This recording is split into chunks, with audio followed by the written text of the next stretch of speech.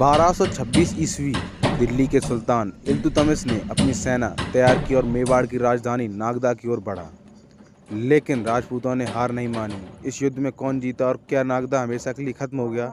आइए जानते हैं इस ऐतिहासिक युद्ध की पूरी कहानी। दिल्ली सल्तनत उत्तर भारत में अपनी शक्ति बढ़ा रही थी, लेकिन राजपूत राज अभी भी अपनी स्वतंत्रता बनाए हुए थे। मेवाड़ की राजधानी नागदा समृद्ध थी और दिल्ली सल्तनत के विस्तार के रास्ते में एक बड़ी बाधा थी। इल्तुतमिश ने इसे खत्म करने का निर्णय लिया। सुल्तान इल्तुतमिश ने एक विशाल सेना तैयार की, तेज घुड़सवार, अनुभवी तुर्की सैनिक और शक्तिशाली धनुर्धारी।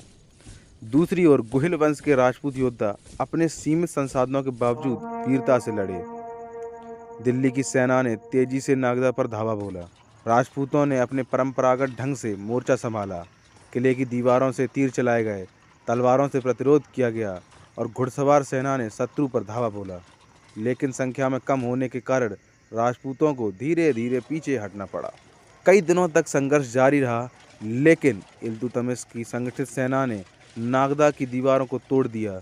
नगर में आगजनी की गई, मंदिरों और महलों को नष्ट कर दिया गया और राजपूत योद्धाओं ने वीरगति प्राप्त की। हालांकि यह जीत केवल अस्थायी थी।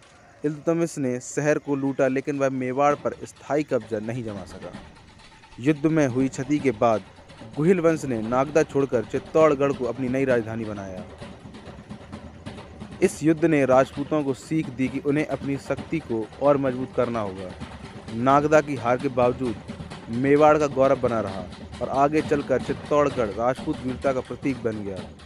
इस युद्ध ने यह भी दिखाया कि दिल्ली सल्तनत अपने विस्तार के चरम पर थी, लेकिन राजपूतों के प्रतिरोध को खत्म नहीं कर पाई। नागदा का युद्ध केवल एक शहर की हार नहीं थी, यह राजपूतों की वीरता और संघर्ष की गाथा थी।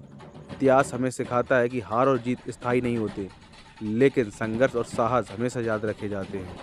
आपको क्या लगता है, अगर राजपूत संगठित होते तो क्या दिल्ली सल्तनत मेवाड़ पर कब्जा कर पाती? कमेंट में अपने विचार बताइए।